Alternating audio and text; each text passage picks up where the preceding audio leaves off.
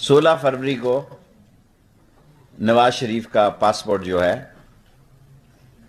वो रिन्यू नहीं होगा और वो कैंसिल तस्वर किया जाएगा 16 फरवरी से। जी शेख साहब, एक तो जो नवाज शरीफ है, आप उनका पासपोर्ट है 16 फरवरी को कैंसिल हो रहा है,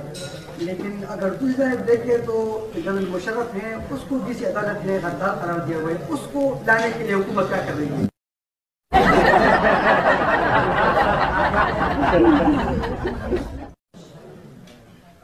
मैं बतौर वजीर दाखिला,